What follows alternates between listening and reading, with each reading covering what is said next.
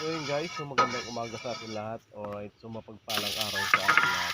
So for today's video guys, so ah dahil maaga tayo nagising, dahil kasi para naman, so kailangan natin mag-prepare ng pagkain ng mga bata. So almusal nila. So ngayon, magluluto tayo magigisa tayo ng ano guys, ng corned beef with potato. Ayan. So, ayan guys. So, nagigisa na nga po tayo ng bawang at sibuyas para sa ating ingredients. Ayan. Alright. So, simple lang natin guys. Ayan. Ayan. Argentina. Corned beef. Ayan. Alright.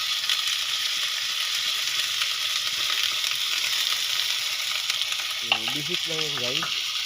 Pag nagigisa tayo, alam nyo na, sibuyas bawang lang. Ingredients na. So, saka natin ilalagay guys yung Argentina. Ayan. Para luto siya.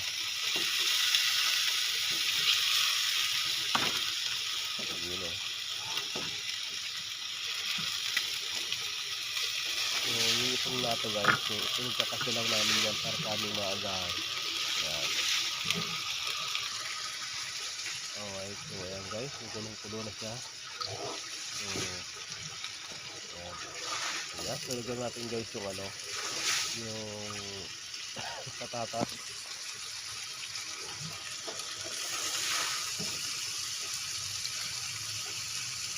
Kasi ako guys, pag nagigisa, inuuna ko yung corned beef.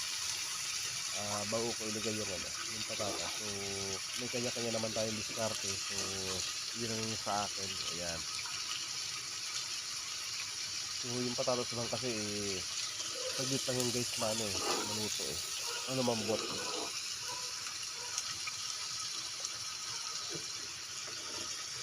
You know.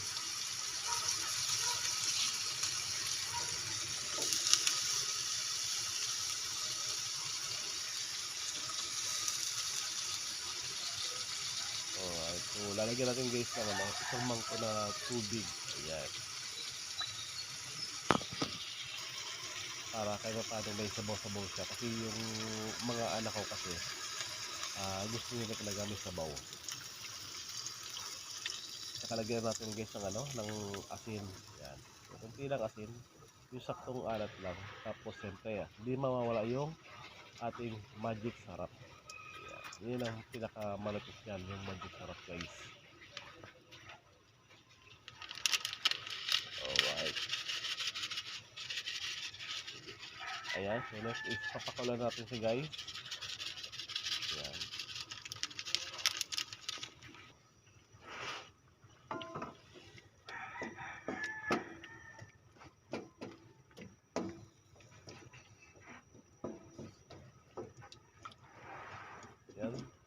Ayan. Ayan siya guys.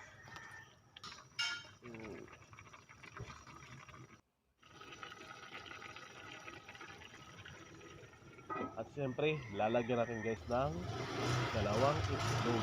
Ayan. Hindi yung itlog ko guys Itlog mismo galing sa manok. Ayan.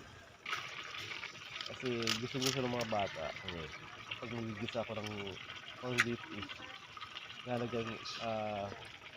pinapalagyan sa akin ng dalawang itlog. Ayan. Tapos siyempre, imimix ko siya para kumalat siya. Iwewalay.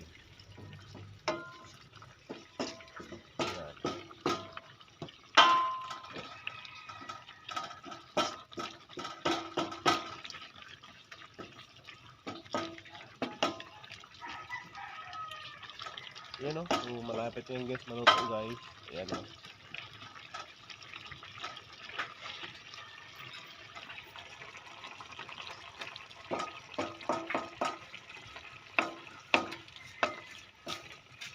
Ayan na guys. Thanks. So ayan na guys, luto na nga yung ating corned beef. Ginisang corned beef. Ayan, with potato and egg. So ayan guys, so hanggang dito ng video to. So follow pa mga for more videos. Alright. So peace out. See you sa mga next vlog natin. Alright. Thank you. God bless all.